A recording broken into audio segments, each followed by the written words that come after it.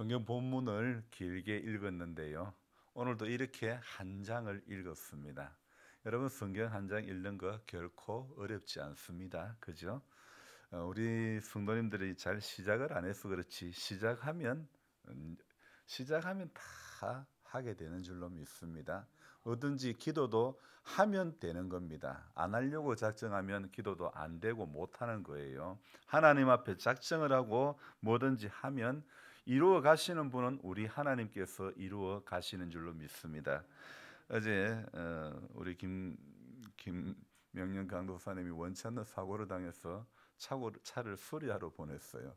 그래서 새벽에 제가 글을 적다가 모시러 가야 되겠다는 마음이 들어서 제가 아침에 글을 다 적고 모시고 왔는데, 교회는 기도하는 사람이 많은 게 좋습니다. 기도할 수 있는 힘이 있다면 기도해야 되고, 기도하는 사람이 많을 때 교회가 힘이 나는 것입니다.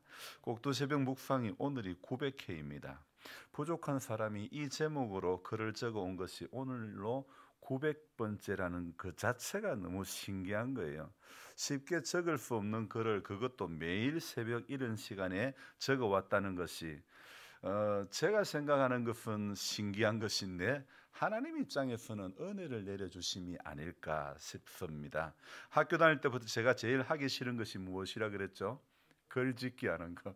정말 글짓기 하는 거 정말 너무너무 싫었고, 근데 그래서 글짓기, 글을 적는 거, 특히 일기 적는 것은 정말 싫어했습니다. 당시 국민학교 선생님들은 왜 일기를 적으라고 했을까? 또 그리고 그것을 왜 검사를 했을까? 또 일기장이라는 것이 있는데, 일기장에는 반드시 그 위에는 날짜, 몇 년, 몇 월, 며칠, 날씨 있습니다. 아니, 일기장에 날씨는 또 왜 적을까? 저는 그게 아직도 궁금합니다. 오늘은 날씨가 맑았다. 친구들이랑 자전거 타고 신나게 놀다 보니 어두워져서 집에 와서 손발을 씻고 저녁을 맛있게 먹고 잤다. 그게 일기였습니다. 대충 일기의 패턴이 그랬던 것이죠. 그러니까 일기에는 날씨가 거의 꼭 들어갔죠. 오늘은 비가 와서 밖에 놀러 가지 못해서 심심했다. 친구들이랑 만나지 못해서 심심했다. 적기 싫은 걸 억지로 적으라고 하니까 그래서 그런 것일까? 저는 일기가 날씨가 적혀지는 것은 그 당시에는 어쩌면 불문율이었던 것 같아요. 심지어 아버지께서는 선생님도 아닌데 일기를 불시에 검사를 하셨습니다. 그래서 불시에 검사할 때에 일기가 적혀지지 않으면 그날 날짜가 일기가 어떤지 다 기억해가지고 적어내라고 그랬던 것이 아직도 생각이 나는데요. 불시에 검사하면 저는 그날은 초상집이었습니다. 반드시 기억해서 날씨까지 다 적으라고. 일기가 일기예보도 아닌데 왜 날씨는 꼭 적으라고 하는 것인지 아직도 그게 궁금하죠. 한마디로 그것이 궁금하다. 궁금한 이야기 Y와 같은 그런 수수께끼와 같은 이야기죠. 이렇게 글 적는 것과 관련해서 아픈 추억이 있는 제가 꼭두새벽 묵상 900번째 오늘 적고 또 그렇게 그 시간을 새벽에 보내면서 그저 놀라울 뿐이죠. 예전 50년 전처럼 오늘 날씨가 어떻다라고부터 시작해 보면 어떨까? 역대하 이 9장의 마지막 부분에는요, 이 솔로몬이 죽는 것으로 역대하 9장이 끝이 나는 것입니다. 이후에 솔로몬 사후에 이제 이스라엘의 일기가요 아주 심상치 않습니다. 솔로몬이 죽자 여러분 잘 아시다시피 나라가 남북으로 분열이 되는 것입니다. 그런데 분열된 그 원인이 무엇일까요? 지혜의 왕이라고 할 만큼 지혜가 대단했던 솔로몬, 그 솔로몬이 죽은 뒤가 왜 이렇게 안타까운 일이 일어났느냐 이 말입니다. 여러분, 솔로몬에게 있어서 치명적인 오류가 무엇일까요? 자, 한마디로 말하면 그의 주변에는 여인들이 너무 많았다는 것이죠. 역대하 9장 22절 23절 말씀을 보면요, 솔로몬 왕의 재산과 지혜가 천하의 모든 왕들보다 큰지라, 이렇게 22절에 이야기하고 있고, 또 23절에 천하의 열왕이 하나님께서 솔로몬의 마음에 주신 지혜를 들으며 그의 얼굴을 보기 원하여. 여기 말씀 23절에 보면 솔로몬의 마음에 주신 지혜는 누가 줬어요? 하나님께서라고 바로 그 앞부분이 있죠. 하나님께서 솔로몬의 마음에 주신 지혜를 들으며, 열왕들은 이 솔로몬의 지혜, 그것도 하나님께서 주신 지혜라는 말씀으로 표현되어 있는데, 여러분 진짜 지혜는 여호와를 경외하는 것이 진짜 지혜 아닙니까? 그래서 그 진짜 지혜는 하나님을 경외함인데, 열왕들은 이 솔로몬의 지혜를 듣는 것이 소원이었던 것 같은데 그래서 찾아오는 거예요. 하지만 제 생각에는요, 이 솔로몬이가 진짜 지혜로운 사람이었다면 신명기에 나오는 왕이 된 자는 많이 두어서는 안 될 그 말씀을 왜 기억하지 못했을까? 왜 주변에 그토록 많은 여인을 있게 했을까? 그것도 이방 나라의 공주들과 결혼하는 등 이웃 나라와 서로 윈윈하기 위해서 정략적으로 결혼하는 그런 경우들이 많은데, 역사 가운데요. 그런데 이건 있어도 너무 많은 것이에요. 정략적인 결혼이 아니라 이것은 어쩌면 정력적인 결혼이 아닐까, 이런 생각을 해볼 수 있을 정도이지요. 정략적인 결혼도 잘못된 것이고, 여인을 많이 둔 정력적인 결혼도 잘못된 것이고, 그의 삶은 정략도 아니고 정력도 아니고 하나님을 향한 정열을 불태워야 할 그런 사람이 아니었을까요? 왜냐하면 이 역대기나 또 열왕기에 보면 솔로몬이 그의 성전을 봉헌하고 나서 성전 봉헌 기도를 보면요, 아주 길게 나오는데, 그 기도 내용을 한번 여러분 보시면요, 그의 신앙은 정말 완벽할 만큼 너무나 멋있는 기도로 고백을 하고 있음이 보입니다. 또 그는 누구도 쉽게 할 수 없는 일천 번제를 드린 사람이지 않습니까? 그래서 일천 번제를 드리고 하나님을 만나게 되고, 그는 그때 하나님께 지혜를 구했죠. 두 여인이 서로 죽은 아이는 저 여인의 아이라고, 사나이는 내 아이라고 그렇게 서로 주장하고 있을 때에 그의 결정은 둘로 반을 딱 정확하게 쪼개서 나누어 주라고 했던 그런 결론을 내렸죠. 그것이 일천 번제 이후에 하나님께 지혜를 구한 뒤 처음으로 발생한 사건이 바로 그 사건이죠. 그는 보기 좋게 하나님께서 자기에게 주신 지혜를 사용하여 다투는 두 여인에게 명확한 판단, 아주 지혜로운 판단을 하게 된 것이죠. 다른 여인들을 향해서는 정확한 판단을 했는데 왜 정작 자신을 향해서는 정확한 판단을 하지 못했는가, 이런 생각을 오늘 해보았습니다. 그의 주변에 있던 수많은 여인들로 인하여 마음이 하나님께로부터 떠나게 될 줄은, 멀어지게 될 줄은 왜 몰랐을까요? 나라가 둘로 나누어지게 된 배경에는 바로 솔로몬의 이 배교가 한 역할을 한 것이기 때문이죠. 이방 나라의 그 공주들과 결혼을 하면서 그의 마음이 하나님을 떠난 것입니다.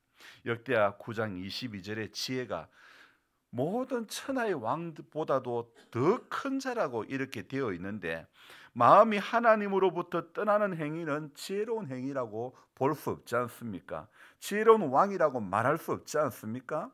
솔로몬은 성전 건축이라는 위대한 일을 마치고 부귀영화를 누리다가 40년을 치리하고 9장 마지막에 죽게 됩니다. 여러분, 죽는다고 사람이 끝이 나는 것이 아니라 그 사람이 당대에 뿌린 씨가 다음에 싹이 나고 열매를 맺기 마련인데, 오늘 이 역대하 10장은 아들 르호보암이 왕이 되는데, 그런데요, 오늘 이 분위기가 심상치 않은 거예요. 이 일기가 심상치 않은 게 미묘합니다. 1절 한번 볼까요? 10장 1절을, 역대하 10장 1절을 우리가 같이 읽어봅니다. 르호보암이 세겜으로 갔으니 이는 온 이스라엘이 그를 왕으로 삼고자 하여 세겜에 이르렀음이더라. 자, 여러분, 이 문장을 보면서 어떤 궁금증이 있지 않습니까? 질문을 한번 해봐야 될 부분이 있지 않습니까? 어떤 질문을 해볼 수 있을까요? 르호보암이 왜 세겜으로 갔을까? 왜 세겜으로 갔을까? 얼핏 보기에는 평범한 문장 같은데 실은 이게 평범하지가 않는 거예요. 왜 세겜으로 갔을까? 오늘 저와 여러분들은 이 질문을 한번 해볼 수 있는 것입니다. 왜 르호보암이 세겜으로 갔을까? 예루살렘에 웅장한 성전이 있고 화려한 궁궐이 있는데 아버지가 그렇게 노력해서 그렇게 공을 들여서 할아버지가 그렇게 재료를 준비해 가지고 만든 건축물이 있는데 왜 세겜으로 갔을까? 그것도 온 이스라엘이 그를 왕으로 삼고자 하여, 지금 어떻습니까? 온 이스라엘이 그를 왕으로 삼고자 하여, 그러니까 세겜에 이르렀습니다. 세겜에서 왕으로 삼고자 하는 그런 내용이죠. 그러니까 지금 감히 백성이 왕을 어떤 삼고자 왕을 부르는 그런 장면이 연출되고 있지 않습니까? 2절 봅시다. 느바세 아들 여로보암이 전에 솔로몬 왕의 낯을 피하여 애굽으로 도망하여 있었더니 이 일을 듣고 여로보암이 애굽에서부터 돌아오매. 자, 2절에 보니까 이 내용은 어떤 내용입니까? 느바세 아들 여로보암이 솔로몬 왕의 낯을 피해서 이렇게 애굽으로 도망갔던 적이 있었는데 이제 솔로몬이 죽었다는 이야기를 듣고 여로보암이 애굽에서부터 돌아오는 것입니다. 사실 이 2절의 내용, 2절부터 시작되는 이 이야기, 3절에는 또 어떤 내용입니까? 무리가 사람을 보내어 그를 불렀더라. 여로보암과 온 이스라엘이 와서 르호보암에게 말하여 이르되, 지금 무리가 사람을 보내서 르호보암에게 말하는 것입니다. 이 말은 왕권이 약화가 되고 백성들의 목소리가 커지기 시작하는 그런 지금 상황 가운데 있음을 우리는 발견할 수 있지 않습니까? 바로 그 중심에 에브라임 지파 이 느바세 아들 여로보암이 또한 있었던 것이죠. 사실 이 여로보암이 솔로몬이 죽었다는 말을 듣고 고국으로 온 것이죠. 여러분, 아무리 사랑하는 가족이라도 무리하게 밀어붙이면 고통받고 한품은 사람이 생기기 마련이죠. 솔로몬을 피하였다는 것을 볼 때에 솔로몬에게 반역을 했거나 아니면 억울하게 당한 그런 어떤 내용을 볼 수가 있겠죠. 자, 4절 보면요, 왕의 부친이 우리의 멍에를 무겁게 하였으나 왕은 이제 고역과 무거운 멍에를 가볍게 하소서. 그리하시면 우리가 왕을 섬기겠나이다. 여기에 지금 표현들이요, 왕의 부친이라는 이 표현은 당신에게는 권력과 부귀를 물려준 기가 막힌 아버지일 수 있지만 우리에게는 견디기 힘든 고통을 감수하게 한 사람일 수도 있다는 것이죠. 여러분, 오늘 이 솔로몬의 이 사후의 이야기, 이 솔로몬 그 사전의 8장에 보면요, 솔로몬이가 왕이 되어 가지고 왕궁과 성전을요 무려 20년 동안 건축을 합니다. 여러분, 20년 동안 왕의 명령을 받아 성전과 왕궁을 건축을 했을 때에, 자, 이 광야에서 어떤 건축하고 국고성을 건축하고 베드론을 건축하고 병거성과 마병의 성들을 여러 가지 일들을 감당을 하는 것입니다. 정말 그 8장의 그 짧은 문장 안에서 건축했다는 말이 8번이나 무려 나오고 있습니다. 건축하려면요, 여러분, 이게 건축이 그냥 되는 게 아닙니다. 돈이 있어야 되고 인력이 있어야 되는 거 아닙니까? 그런데 백성들은 그 과도한 노역과 과도한 그 세금으로 백성들의 생활은 매우 피폐해졌을 것입니다. 민심이 이탈되고 있다는 그런 증거 아닙니까? 오늘 어쩌면 우리 성경에는 이 솔로몬의 삶이 미화가 되고 그런 부분이 없잖아 있지만은요, 사실 왕으로서 그는 지혜의 왕으로 불림을 받았지만은 또 많은 여러 왕들이 그의 지혜를 보러 오기도 했지만은 사실 그의 삶을 그의 죽음 이후에 이렇게 돌아보면 결코 가연 지혜롭다고 말하지는 못할 것 같습니다. 어떤 목적지향적인 사람, 어떤 그런 모습이 아닐까. 거기 여러분, 만약에 목적지향적인 사람이 그 사람에게 권력까지 힘까지 있으면요, 이거는 얼마나 오만해지고 얼마나 사람이 아무것도 안 보이는 거예요. 무절제한 그런 인생이 될 수밖에 없습니다. 어쩌면 그렇기 때문에 1000명의 여인을 또 함께하지 않았을까, 이런 생각을 해봅니다. 지혜라는 것은요, 속도를 조절 잘해야 되는 것이 지혜로운 삶이라고 생각되어집니다. 내 힘이 미치는 영역에서 누군가를 과도하게 몰아가는 모습이 우리 솔로몬이 20년간 왕궁과 성전을 건축하면서 백성들에게 과도한 세금과 부역을 시키면서 이런 이 과정들을 볼 때에 우리 또한 내 힘이 미치는 영역에서 누군가를 과도하게 몰고 가는 모습이 없는지를 돌아봐야 되죠. 백성들의 고통을 들었지만은 기선 제압을 하고 싶은지 르호보암은 잘못된 결정을 하게 되는 것입니다. 원로들의 말을 듣지 않고 누구의 말을 듣습니까? 젊은 자기와 동시대의 사람들의 말을 듣게 되는 것입니다.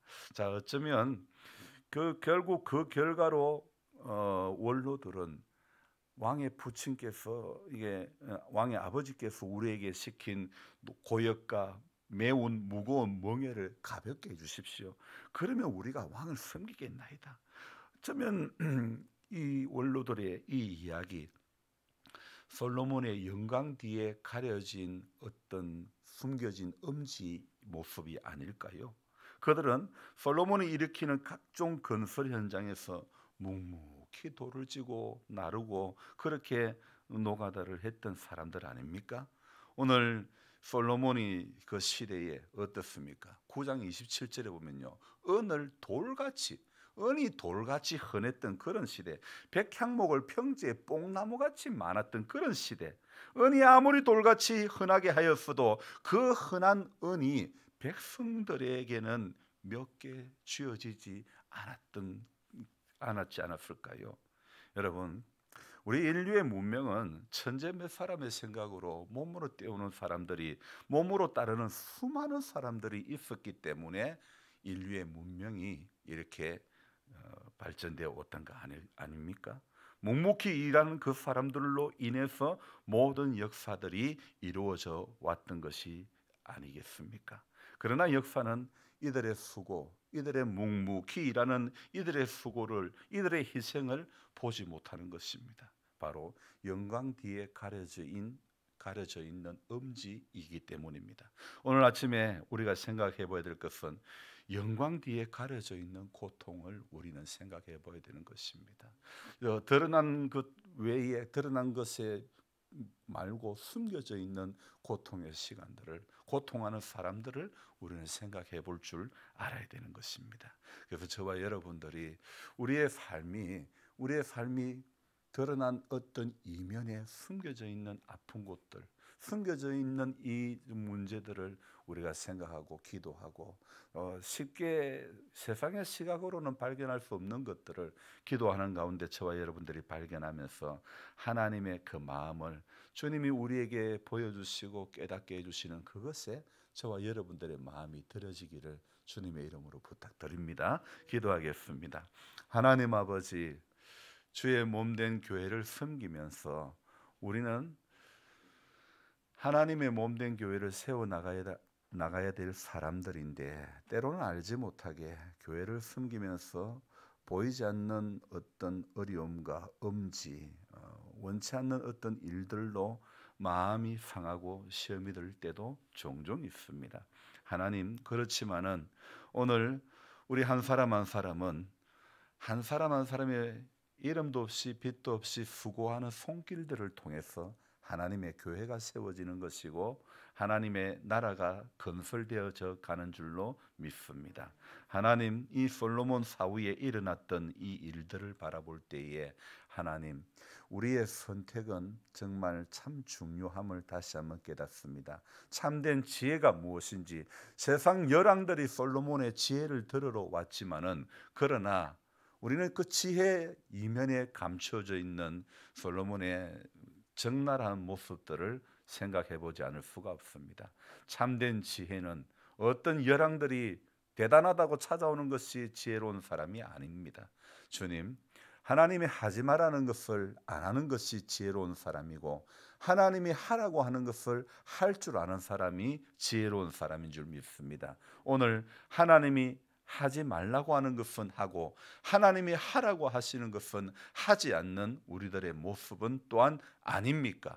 이 열왕들은 솔로몬의 지혜를 보러 왔지만은, 그러나 솔로몬은 그의 삶의 이면에는 하나님의 말씀에 반하는 그런 모습들이 얼마나 많은지 모릅니다. 우리도 경건의 모양은 있으나 경건의 능력을 부인하는 이 같은 자들에게서 네가 돌아서라고 말씀했던 이 말씀을 기억하며 하나님, 삶의 자리에서 경건의 모습이 연출되어지는 것이 아니라 경건한 모습대로 경건을 이루어가는 정말 그런 어떤 연출에서 되는 것이 아니라 말씀대로 살려고 하는 몸부림이 우리 안에 끊임없이 일어나게 해 주시옵소서. 오늘도 사단은 우리가 기도하지 못하게끔, 우리가 하나님 앞에 더 가까이 나아가지 못하게끔 얼마나 방해를 놓는지 모릅니다. 그러나 우리 깨어 근신하고 정신을 차리고 기도하며 지금이 무엇할 때인지, 지금이 어떤 때인지 우리 분명하게 깨달을 수 있도록 도와주시고, 주님 마음 주시는 그 일에 우리 육신이 들어지고 우리 시간이 들어지고 하나님 앞에 더 가까이 갈 수 있는 그런 복된 성도가 되게 도와주시옵소서. 영광 뒤에 가려진 엄지의 모습이 우리 가운데 있지 않기를 원합니다. 하나님 아버지, 오늘도 고통 가운데 있는 하나님의 사람들, 주님 오늘도 새 힘을 더해 주시기를 원합니다. 육의 약함의 문제를 뛰어넘을 수 있는 믿음의 열정을 주시고 은혜를 주시고 소망을 주시기를 원합니다. 그래서 오늘도 우리는 올라가는, 저 높은 곳을 향해서 올라가는 믿음 되게 도와주시옵소서. 천국은 침노하는 자의 것이 되는 줄로 믿습니다. 우리 선자리에서 내려가고 주저앉은 자가, 머무르는 자가 되지 않게 해 주시옵소서. 오늘도 주님 이름 붙잡고 한 걸음 한 걸음 주 예수와 함께 날마다 올라가는, 걸어가는 복된 성도의 삶이 되도록 축복해 주시옵소서. 이 한날도 주님께 부탁드립니다. 주와 동행하는 하루 되도록 주님, 이 예배당 문을 열고 나갈 때 우리 믿음이 내 삶의 일상에서 점검되어질 수 있도록 주여 도와주옵소서. 감사드리며 예수님의 이름으로 기도드리옵나이다. 아멘. 간절한 마음으로 주여 부르고 기도합니다. 주여, 주여, 주여.